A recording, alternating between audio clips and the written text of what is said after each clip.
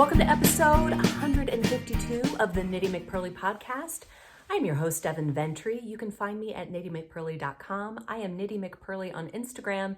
And if you want to email me, I am Devin at KnittyMcPurly.com. Welcome. I'm so glad that you are here. If you are new, subscribe, thumbs up. I have almost 6,000 YouTube subscribers. What? That's crazy talk. When we get to 10,000, we have to do something. What should we do? I'm not getting a tattoo, okay? That's not gonna happen. But it should be something special. I don't know what. We gotta think about it. You might notice that I have some new decor. You may have noticed that the giant mirror above my dresser disappeared a couple weeks ago. I kept meaning to mention it, but then I kept forgetting. It's like a bedroom set, and I hate sets. So I've been wanting to get rid of that mirror for a long time. And so now there's just nothing there, but I do plan to put up another mirror to kind of like hang one on the wall so it looks a little bit more modern. But I'm gonna call this like pre-Christmas decor. This is not really Christmas. It's more like cold weather. We've got the snowflakes. Can you see that? You can't really see it. I think I need to move it over a little bit so that you can see it. I went to Hobby Lobby and I had a really fun time. Oh my gosh, the Christmas stuff is up at Hobby Lobby and it's like brand new, so everything's in stock. It's so exciting. But I got this tree because I want to hang my Advent ornaments on it as we go through December. I'm gonna talk more about that. I'm really excited about the Advent calendar. So that is coming soon. And you know, it's funny because I am not traditionally excited about decorating for Christmas. I don't know why, because I love Christmas and I love decor. I don't know, I think it's just because I had little kids and it was always so much work and trouble. But this year, it's a combination of my oldest daughter's enthusiasm. She gets super excited about decorating for holidays, and the Advent calendar. Like, I am so excited about that. It has put my enthusiasm just off the charts. Like this morning, and I know it's November 5th, this morning we were listening to Christmas music as we had breakfast after Mass. I was like, is it too early? I feel like it is, but it's kind of not too. So I'm excited. I kind of plan to Christmas it up as we get closer because it's not even Thanksgiving yet. And I love Thanksgiving. Love. So I don't want to go too far too soon. Okay, progress and shop news. So yesterday, I spent the day updating the website. What happens is when you guys place a yarn pre-order, like let's say you pre-order one skein of Frankfurt fingering weight yarn in the bougie colorway. Well, I dye a whole pot of it. So then I mail you off your one skein and I have a couple more. So that, has built up over time. So yesterday I got them all skeined up, labeled, and put on the website. So if you've been looking for something that is not in stock, go check. It might be in stock now, but really you can always pre-order if you want yarn. They ship out pretty quickly. I promise them within 2 weeks, because I like to under promise and over deliver, but they really do ship out pretty quickly normally. Sock rulers. These are coming soon. Again, another example of under promising and over delivering. I said they would be here within a few months, but it's gonna be pretty quick. I have sourdough. Oh, it's sourdough Sunday, you guys. It's toasted with honey butter. Can I eat it right now? Yeah, the wheat flour made it kind of gross. It always says that. It's a little bit weird shaped. No. And it's kind of nasty. No. On a scale of 1 to vomit your guts up, I'd give it like a 4. Wait a minute, which is bad? 1 or vomit your guts out? Hey! They're both bad. You mean like vomit your guts out to best bread ever? Yeah, I'd say it's like a 4. So basically 1 to 10 is what we're doing? Yeah, but 10 is the worst. Wait a minute, I'm so confused. That was good. That was Alexis's scale. A scale of 1 to vomit your guts out. And I was like, well, isn't that nice? This isn't a very pretty plate. You could have brought me a prettier plate. Okay, princess. Okay. Oh, okay. It's sourdough Sunday. I wish I could pass it through the screen to you. It smells kind of gross because of the wheat flour. What are you doing? I'm sitting partly on your chair and partly leaning on the dresser. This is not awkward at all. This is so good. I know. I feel bad to kind of interrupt. That's okay. Scooch. Well, there's no This kind of works. Wait, look, we both turn. Like those Christmas displays at Macy's, where like we just rotate slowly. So this is super good. I know. There's no crocheting with Gigi this week because Gigi's been packing up your behind the calendars. scenes. Oh, I shook the table. That's okay. Yeah, This is so good. Everyone who got an advent calendar got a bargain because these are a lot of work and a lot of good stuff is in there. There's like nine patterns. It's amazing. And it's all super cute. If you got one, you lucked out. You lucked out. She should have charged more. Though I don't really care because I get paid hourly. So it's good. Now that I've eaten 3/4 of the piece, I can say it's good. I taste the wheat flour because we ran out of other flour. Yeah. But it's good. So it's not vomit your guts out? Good to know. I don't think I've ever made a really bad one. No, Gigi always thinks it's going to be bad and it's always good. I'm like Dad with brisket. I'm like, it's terrible. And everyone's like, wow, this is great. Amazing. Right.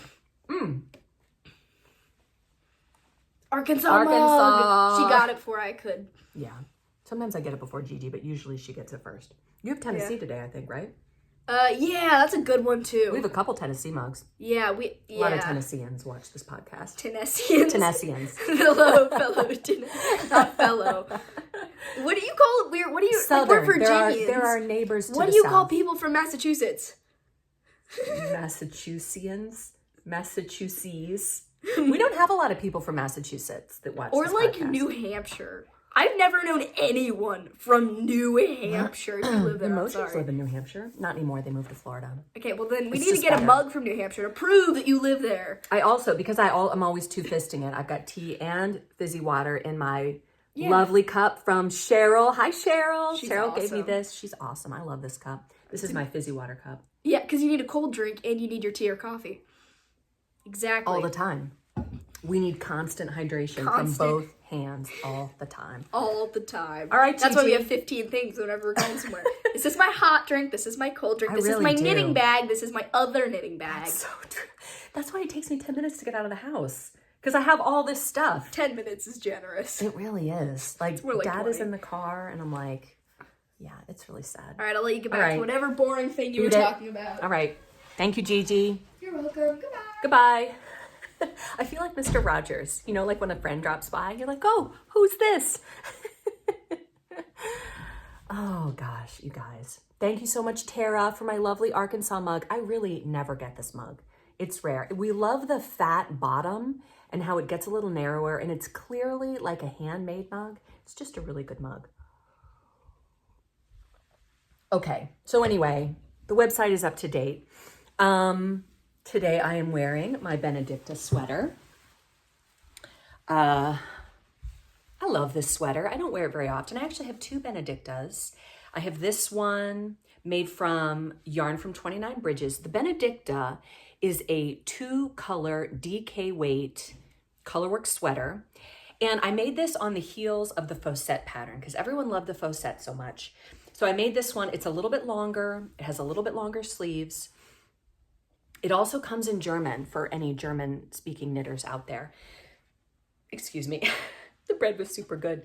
So anyway, DK weight, 2 colors. This yarn comes from 29 Bridges Studio.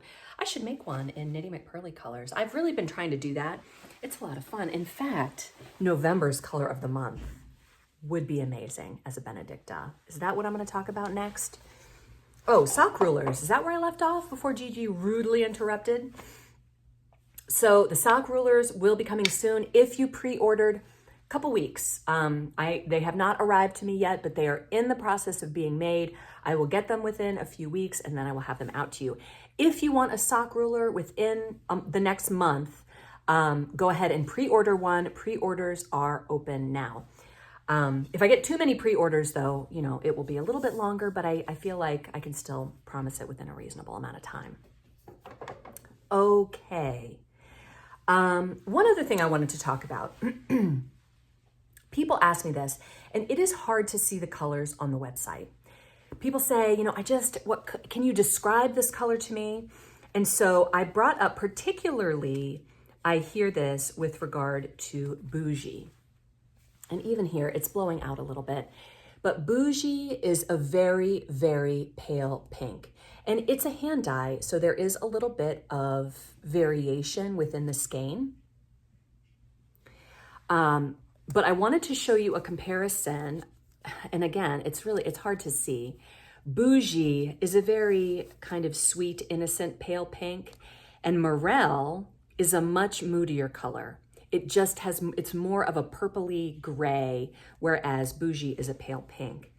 And then there is Dusty. So all three of these, do you remember when we talked about color value, how much kind of color or darkness is in the color?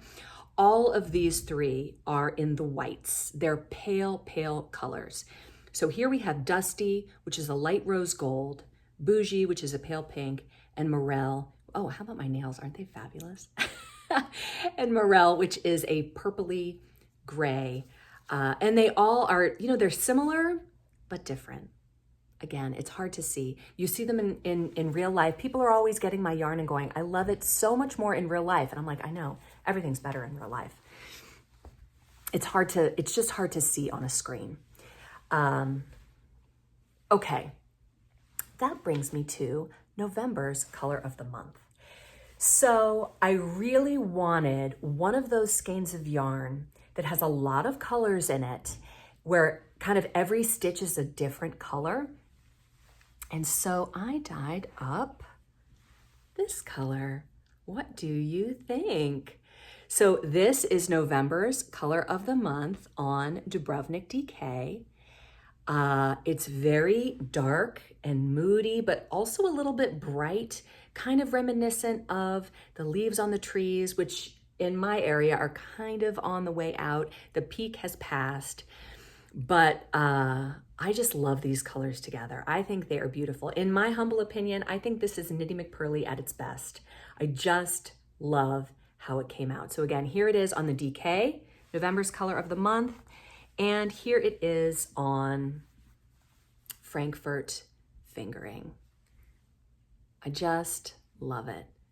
So I'll put up some pictures here that managed to land on the website so that you can see how this is looking. Just some really good pictures of it that I think came out really good. Now, I think that this color pairs well with Fontaine and Roxette and Poirot and Black Forest Cake. It's a lot of the darks, but also Beryl. Oh my gosh, wouldn't that make an amazing Benedicta? I love that. What about this? Oh, that's really pretty. Let's see. Oh, here's Dusty. I did bring up Dusty. Dusty is kind of the white, you know, like this would be kind of in the middle of the value scale, kind of the gray. You know, if you took a picture of these colors, what would look black, what would look white, and what would look gray? I really like, I think the Beryl is my favorite.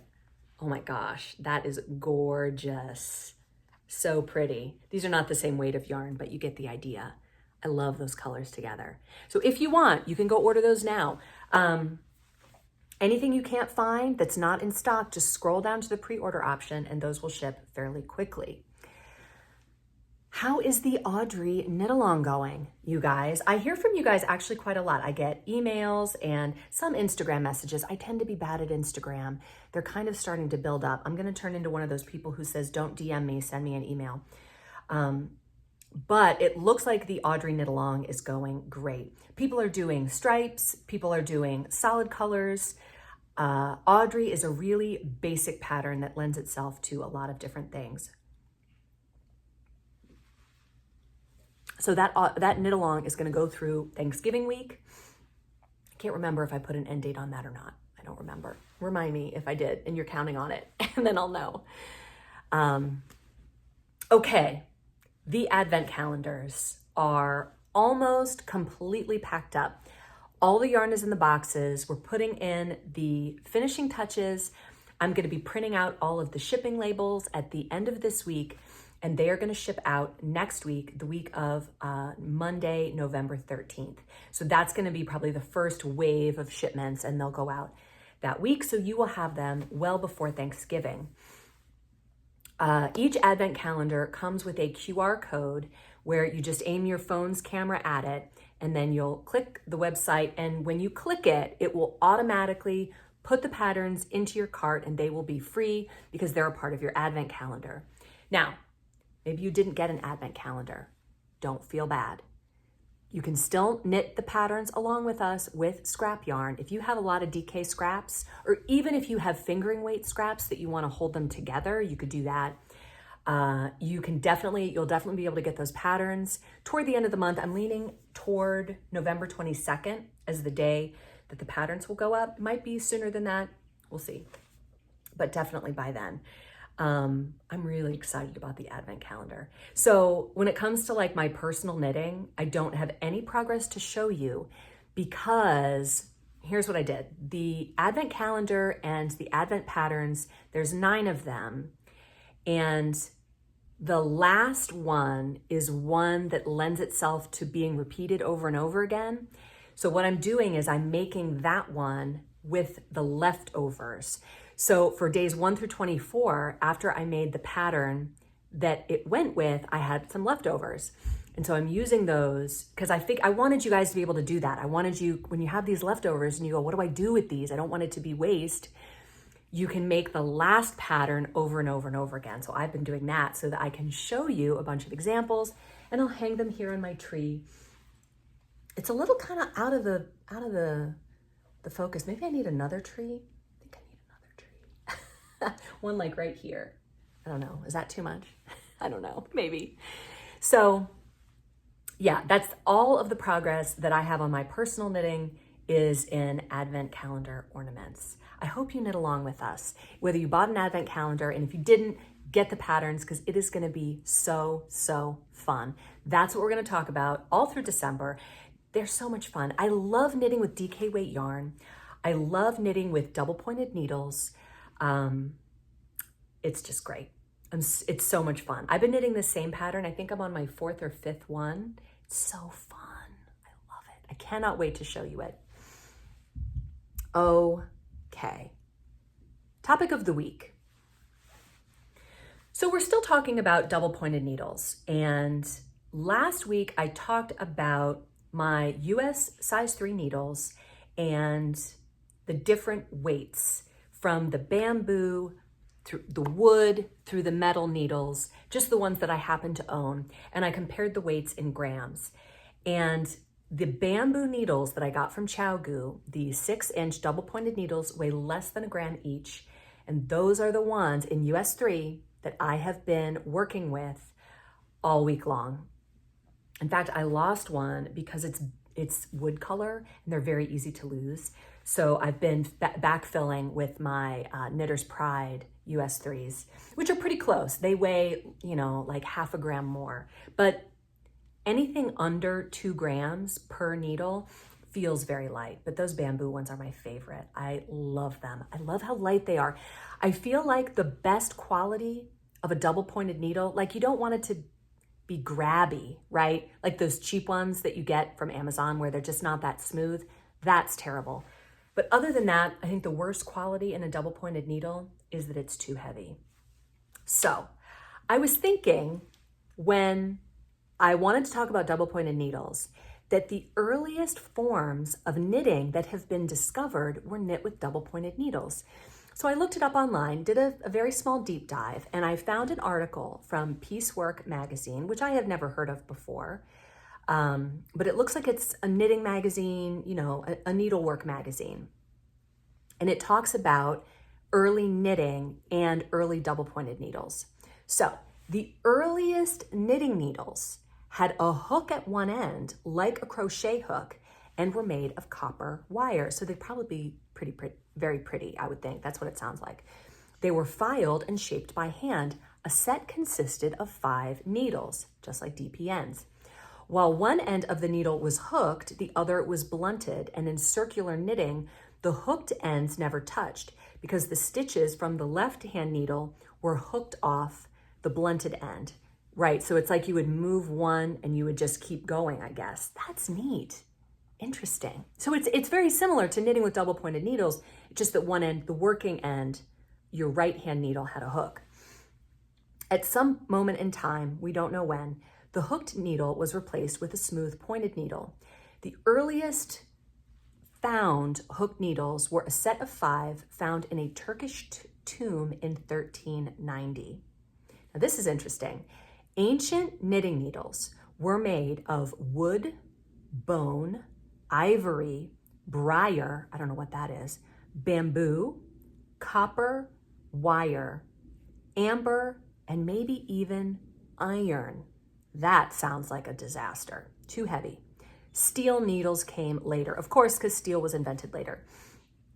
Knitters themselves made the needles, known as knitting woods, needles, skewers, pins, or wires. So I guess I don't know how far those terms go back. Like if you could find an old knitting pattern that used one of those terms, woods, needles, skewers, pins, or wires. Now we just say needles. Every sort of material, from steel to powdered milk, is used to make the modern knitting needle or pin today. Does anyone say pins? Is that a regional thing maybe? I have not a lot, but I have a few British people who watch this podcast. What, do you just call them needles over there in England, or do you sometimes call them pins? Wood, briar, bone, steel, nickel-plated steel, that's common, aluminum, lacquered aluminum, arynoid, also known as galalith, I've never heard of either of those, casein, that would be the powdered milk, vulcanite, tortoise shell, and it goes on and on. That sounds amazing. I kind of want to try some of those. Tortoise shell, vulcanite, that's just neat. How about carbon? Carbon fiber wasn't even in that list. In addition, every imaginable color is available. So, double-pointed needles today, double-pointed needles, as those became more common from the hooked variety, were made in all of those different materials that I just listed.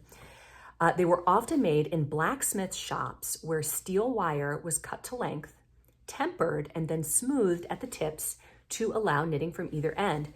These early needles were heavy, and several lengths were available to use for sweaters as well as socks. That would be cool. Can you imagine knitting a sweater on giant double points? Why not? That's actually kind of a cool idea. Do they exist? Maybe they do. I've always seen them in the shorter ones, like 5 or 6 inches. A number of 14th century oil paintings, typically called knitting Madonnas, depict Mary knitting with double-pointed needles. Oh man, now I need to go look some of those up. If I can find one, I will put them in here. That is awesome. I love that there's paintings of Mary knitting. Renaissance paintings of the mysteries of the Rosary or any scene from the Bible tend to be really awesome. They dress the biblical characters in Renaissance clothing, which is really cool. I love that. I love a juxtaposition of things that don't really go together. Like, have you seen, who's that director who did a modern version of Romeo and Juliet? I want to say Francis Ford Coppola, Scorsese. I think it was Martin Scorsese. The Romeo and Juliet that has Leonardo DiCaprio in it. And they're using like handguns and they have like the Blessed Virgin on them. And it's modern, but it has throwbacks. I love that. I love when things that don't really go together get put together. Super cool. Okay, as we've already said, there is no crocheting with Gigi today because she has not had time to crochet. I have been working her fingers to the bone. She has been packing up advent calendars and getting all that stuff together, and she has been my right-hand woman on that. So hopefully by the time those go out, maybe she'll have some time to crochet and she'll come back. But I do have a little bit of Charlotte Shows Off. So here's that. Welcome to Charlotte Shows Off. You'll notice that Charlotte is still wearing her crown. She sleeps in it She wears it for school, play, church, all the time. And it has a little addition here. Yeah. There's a little veil addition. Yeah, because I thought of the flowers. I was like, that kind of looks like gems. Because it was like crooked. I was like, this can't be done. Either I wear the crown or ditch this thing. Or have them together nicely. So I was like, maybe it's like gems. Mm-hmm. So I kind of like that. So why don't you show us what you made?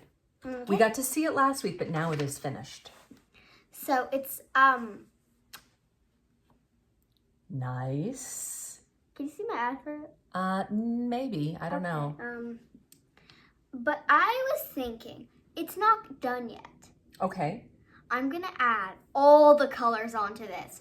I'm going to put, I have like, what, 4 more? So it'll be at least here to all the way over there. You want to make like a blanket? Stitch them all together? Well, it's going to be like this thick of a scarf blanket. Okay. So it's going to be really long. Oh. But it's going to like it can be able to wrap around at least 10 people when I'm done. 10 people? 10. That's a lot of people. Yeah. That's our family plus 4 more people.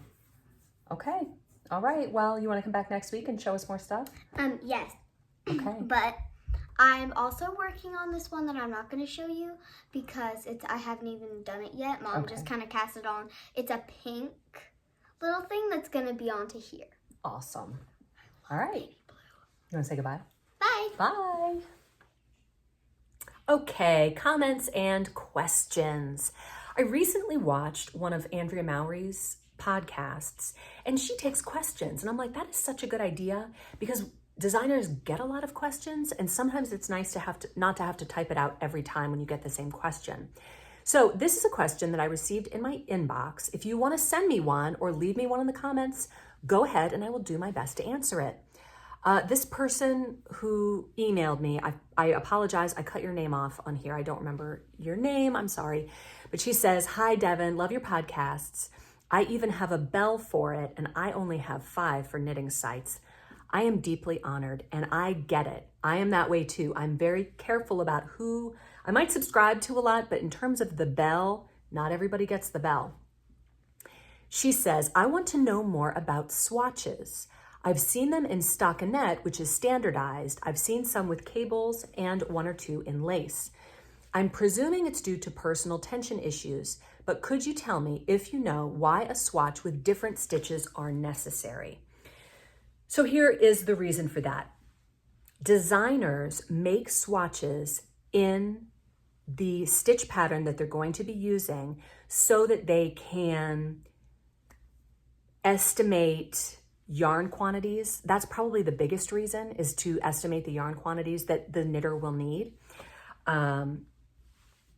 Also, if you happen to knit with a different tension in stockinette than you do in the stitch pattern, you think about a lace or a cable pattern, or even a simpler stitch pattern that's just made up of knits and purls, you might do that differently than you would stockinette.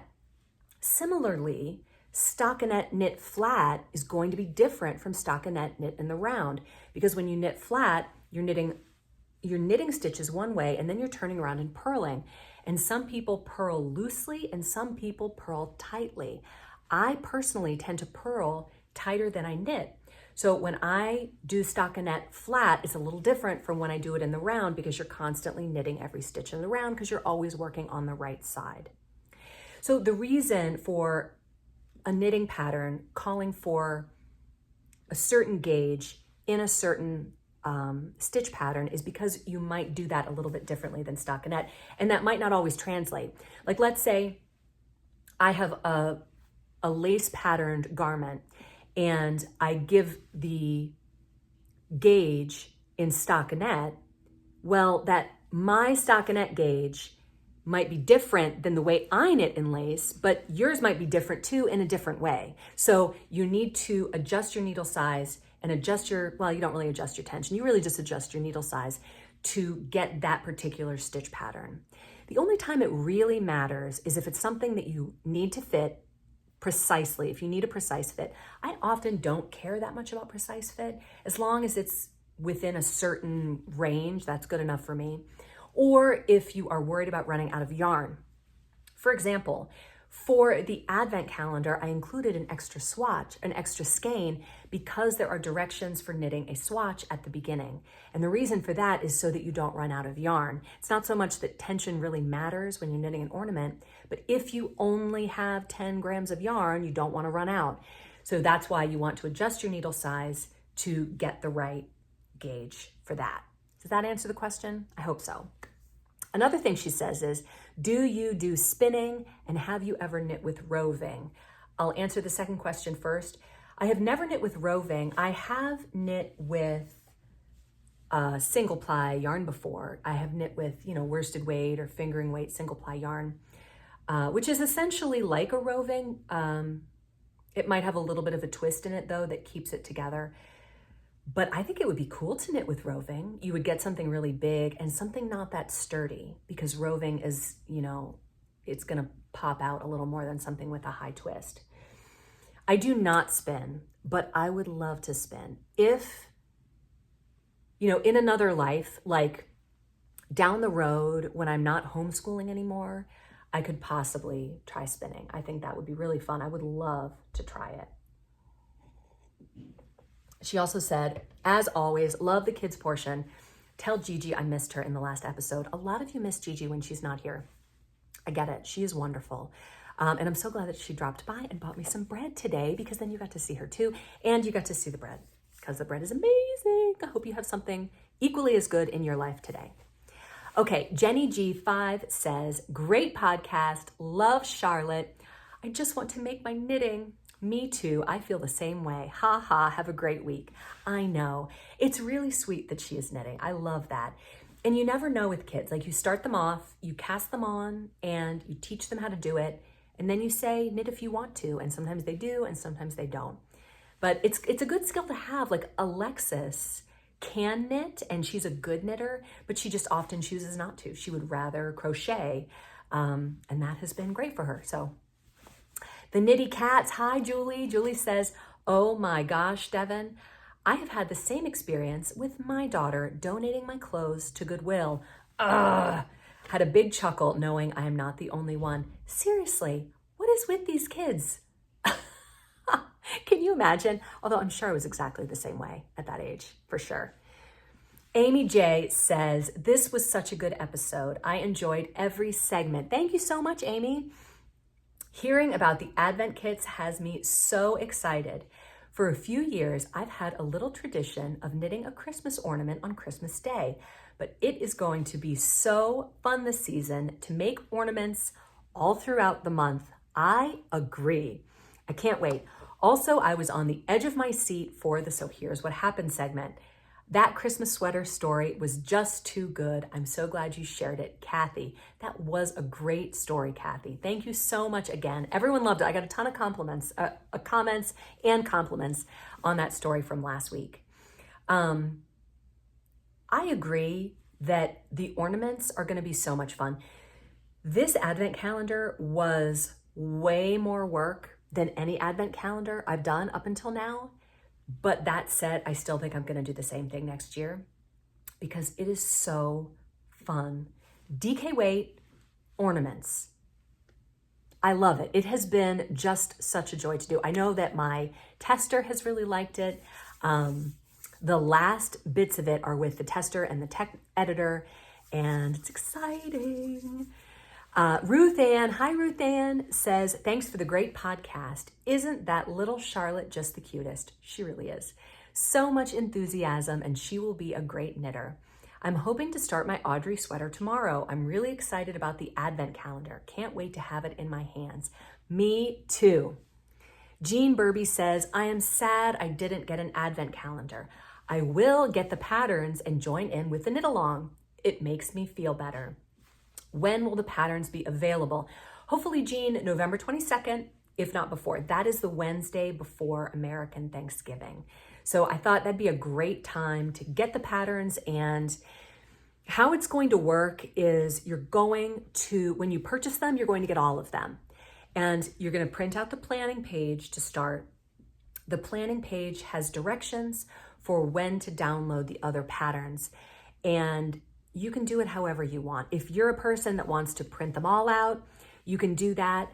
I don't give away the colors in the pattern. All the pictures in the patterns are black and white. If you're using your own colors, you can just do whatever you want. There is going to be links in the patterns for video tutorials, and there will also be some photo tutorials. There's also a link to see the finished ornament. So it's not like a spoiler that just is in your face. You have to go to the link and click it to see the finished ornament so that you don't see it before you want to see it. But spoiler alert, I will be showing them on the Sunday podcast. Whatever we've worked up to that point, I'm definitely going to be showing them and hanging them on my tree. Okay, Jennifer Kluender said, I am watching this video on Wednesday morning. So last week, Tuesday, was Halloween, so that was the day after Halloween. You talked about staying warm on Halloween. Well, we got a Halloween trick and not a treat. I live in Michigan and we got 9 inches of heavy, wet snow, and we've been out of power for about 18 hours, and 300 power lines are down in the general county. Oh my gosh. The power company says maybe we'll get power back by 6:30 p.m. tonight. So I'm sitting here in front of my fire, listening to your podcast, knitting a Christmas present for my husband, and wrapped up in wool in a 52-degree house. Oh man, that is cold. I'm trying to make the best of it. That actually sounds kind of amazing. Sorry about that. My phone storage filled up. Arrgh. Anyway, Glenda Bathgate, who is from the UK, sent me this comment. Here is the story of a Christmas jumper. In England, they call sweaters jumpers, in case you didn't know. Ian, my youngest son, wanted a Christmas jumper to wear at work on Christmas Day. Mom, can you make one please with fire engines, flames, etc.? As he is a Scottish Edinburgh firefighter, so I set to work, downloaded a fire engine truck chart and knitted it with gusto, finished on Christmas Eve, left on the settee for him to wear Christmas Day. He texted saying he loved it, but duh, it was an American fire truck. We laughed, and 10 years later, he still wears it. I didn't realize that there was a difference between British and American fire trucks. Now I have to go look that up. Awesome. Thank you so much for the comments, everyone. And now, knitting fantasies. Okay. Today's knitting fantasies come from Drea Renee Knits. This is Andrea Mowry. I am mentioning her again because I think she is a great designer. She is really good at designing timeless basics that you would want to wear. They're not like, some of them are, I mean, she does a lot of stuff. Some things are fashionable and other things are very, very basic. She has a new sweater out called the Traveler Shell. I love it. It is so plain, basic, and doesn't have a lot of shape. It has these diagonal pockets. I think it is really, really pretty. So this is a fingering weight sweater. And if you're looking at hers going, I see a halo in there. It's because she uses a wool lace weight yarn held together with a Surrey silk. So together that makes a fingering weight yarn, and it gives it a little bit of a halo, but you could also make it with just a regular fingering weight yarn. I think it is really pretty. And because I was on her website, I found this fabulous cowl called the Ryusi, I guess, cowl. It is a DK weight striped cowl with baubles, and I just love it. I love the shape. I love with cowls where you just put it on and you're done. You don't need 15 minutes in a mirror like with the shawl sometimes where you're like, how am I gonna wear this thing? So anyway, I thought that was just beautiful. I'm not sure who this person is who's modeling it, but I love it. I think it is really, really pretty. So that was quick. Okay, so here's what happened. I mentioned last time that I have a bunch of So Here's What Happened. Thank you so much to all of you who sent me stories.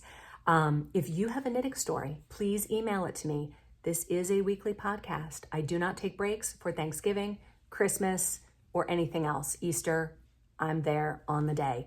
So barring sickness, like if someone is sick, I'll take off for that day. But Otherwise, we are here. So if you have a knitting story, send it to me. Devin at KnittyMcPurly.com. It's Devin with an I, and I would love to share it. Today's story comes from Sherry from Florida. Hi, Sherry. I love Sherry's stories because she writes really well. It's great. Here is Sherry's story, and it is called Life is Like a Mystery Knitalong. Sherry says, there is a famous line in a famous movie spoken by a famous actress that goes something like this. Life is like a box of chocolates. No disrespect to Forrest Gump or his mama, but I beg to differ. What have you got at the end of a box of chocolates?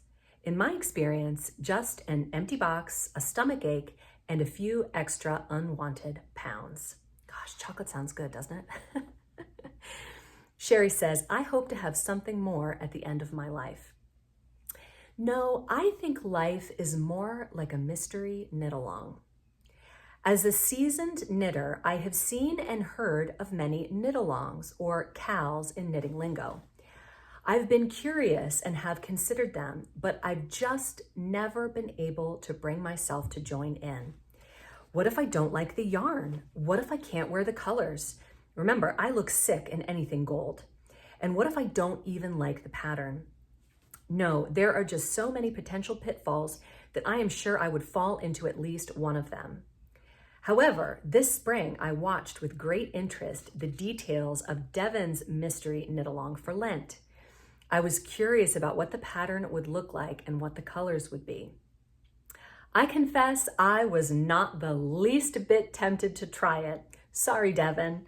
I have great faith in Devin's designs and colors, but here and now I say to the world that I am not a person who likes surprises, or at least I didn't used to be.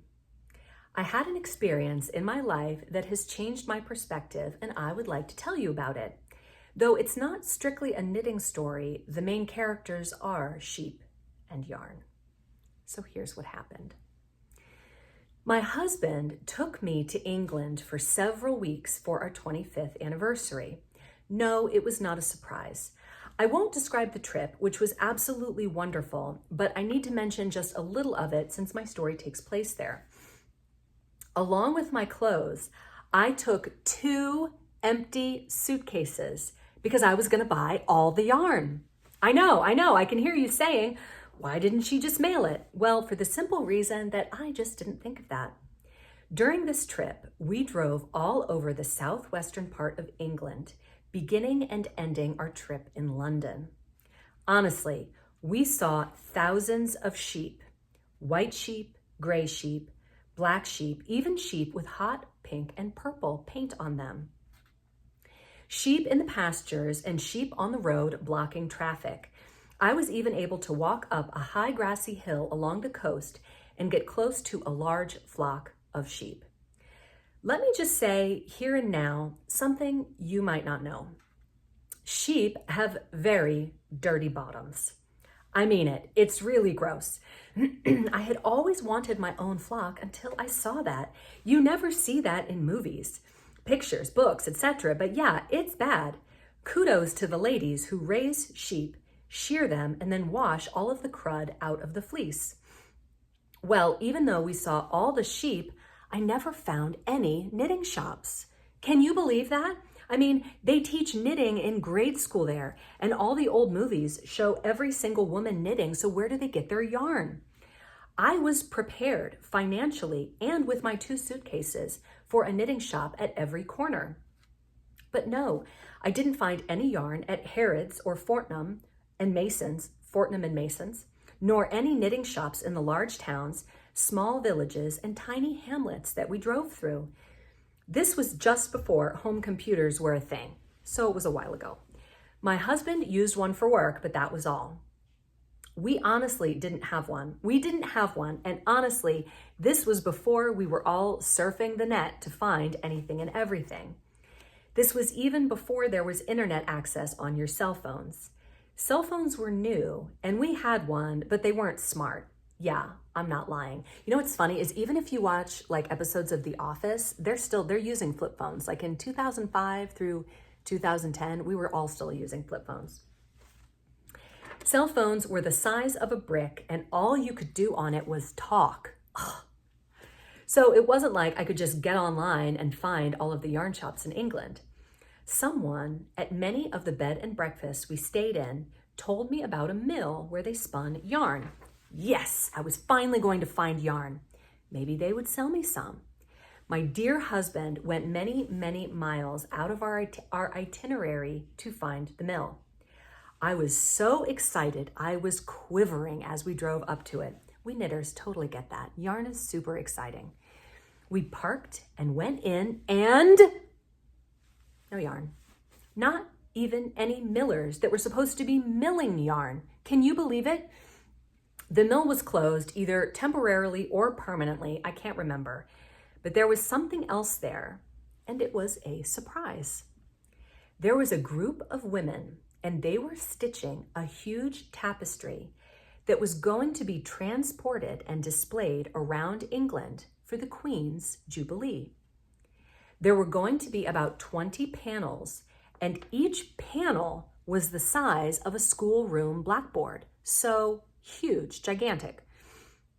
They would travel around England with it in progress, carefully setting up the panel that was being worked on a large table, and then they would invite women to come in, and for an English pound or two, you could put some stitches in it.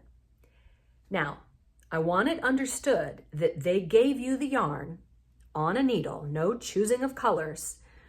None of it was left up to you, and they told you exactly where to stitch and how many stitches you could put in. My husband paid the fee, and one of the women handed me a tapestry needle threaded with yarn. Nervously, I bent over and worked my 7 stitches into the tapestry. And just like that, my thinking shifted, like the colored jewels in a child's kaleidoscope. Our lives, yours and mine, are like that tapestry, or like a mystery knit-along. Will it be a masterpiece that you can be proud of, or will it be a hodgepodge mess? You are putting stitches in it every moment of every day. You're using many colors, some that you have designed and dyed yourself, some that are offered to you for your choosing, and some that are thrust upon you against your will. That bright splash of gold and white was the day you married the most wonderful man in the world. The burst of hot pink was the day your daughter was born, and you were amazed at her tiny beauty. The ugly, black, jagged stitches were the day someone dear to you died. Grief and heartache overwhelmed you, and you were sure that you could never put another stitch in. Surely that black splotch ruined your tapestry. But no, when seen from several steps away, you can see that the darks added richness and contrast to that tapestry of all the brights and lights. Of course, having a competent designer makes all the difference in the world. If you want to do an MCAL, you'll want to go with Devin as the designer. Thank you so much, Sherry. There is no one better, she says. But if you are looking beyond your knitting, all the way to your life's tapestry, I would like to suggest you look further and higher. I can recommend someone whose pattern is all-inclusive. No one is too big or too small for him. His instruction book has no errors, and you can trust it completely. Also, he throws in 24-hour tech support and messenger service for free. He knows you already. He loves you completely, no matter what. And he really cares about your finished product. He promises to help you through the hard places. He can tell you when to rip back and when to trust the mess to him. There is no mistake he can't fix. I have chosen this master designer. I don't know exactly what my life tapestry or mystery knit-along will look like at the end of my life, but I am trusting that Jesus Christ will take care of it all, the good and the bad, the happy and the sad, and make it beautiful. Fabulous, Sherry. That is such a great story.